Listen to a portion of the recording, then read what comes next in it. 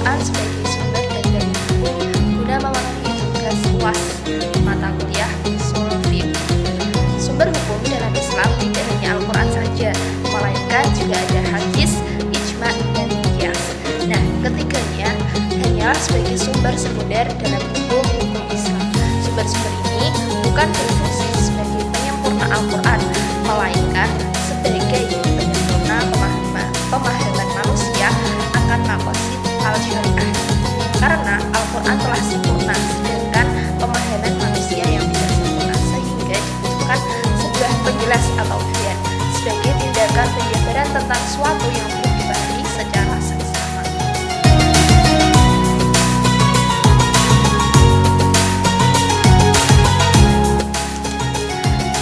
Saya akan menjelaskan pengertian dari Al-Quran sendiri secara bahasa atau secara etimologi. Al-Quran merupakan bentuk masdar atau masdar adalah kata benda dari kata kerja qoro'ah yang bermakna membaca atau bacaan.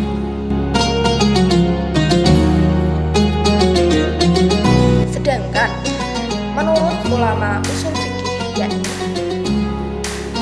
Al-Quran adalah firman Allah Ta'ala yang diturunkan kepada Nabi Muhammad SAW dengan berbahasa Arab, yang diriwayatkan kepada manusia secara mutawatir dan termaktub di dalam mushaf, di mana membacanya merupakan ibadah, mulai dari surat Al-Fatihah dan surat An-Nas.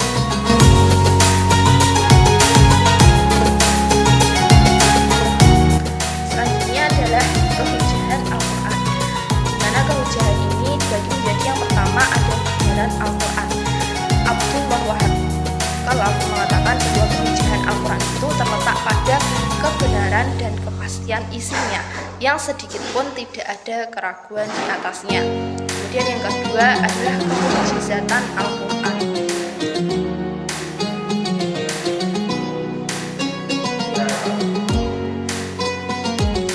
Mukjizat sendiri memiliki arti sesuatu yang luar biasa yang tiada kuasa manusia membuatnya, karena hal itu adalah di luar kesanggupan manusia.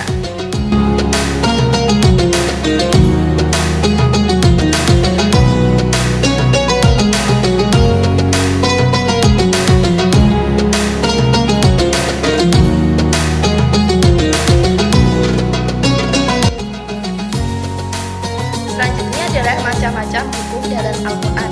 Yang pertama adalah hukum akidah atau keimanan, di mana hukum ini berkaitan dengan kewajiban setiap mukallaf untuk meyakini Allah, malaikat Allah, kitab-kitab Allah, para rasul Allah, dan hari akhir. Dengan kata lain, hukum-hukum ini terkait dengan rukun iman. Yang kedua adalah hukum-hukum akhlak, yaitu terkait dengan kewajiban mukallaf untuk diri sendiri dengan keutamaan dan menghindarkan dirinya dari hal-hal keduniaan. Yang ketiga adalah hukum-hukum amaliyah, di mana hukum-hukum amaliyah ini berkaitan dengan semua yang keluar dari seorang mukallaf, baik itu berupa perkataan, perbuatan, akad atau transaksi, dan pendayagunaan yang dilakukannya.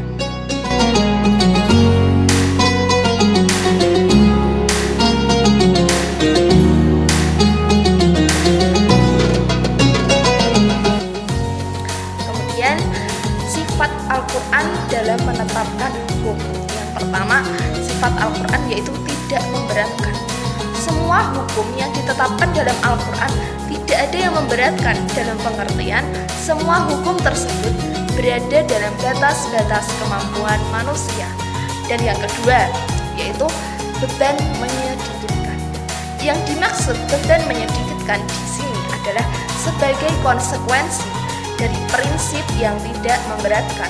Maka hukum di Al-Quran itu beban bagi mukallaf sedikit, sehingga kalau merasa terlalu banyak dan berat, maka ada sebuah rukhsah atau keringanan. Kemudian yang ketiga, bertahap pelaksanaannya. Di sini karena hukum di Al-Quran itu tidak memberatkan bagi manusia, maka sebagian hukum dilaksanakan secara bertahap.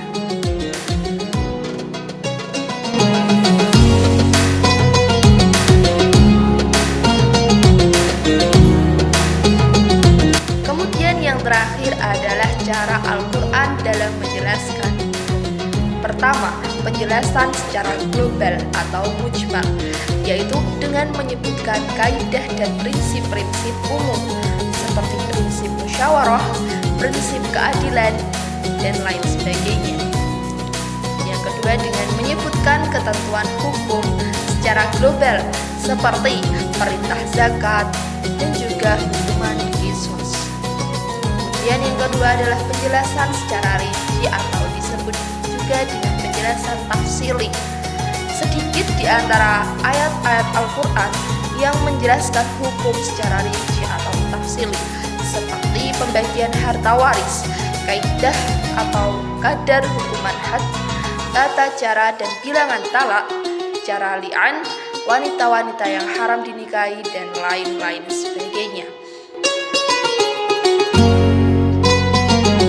Demikian yang bisa saya paparkan mengenai Al-Quran sebagai sumber dan dalil hukum.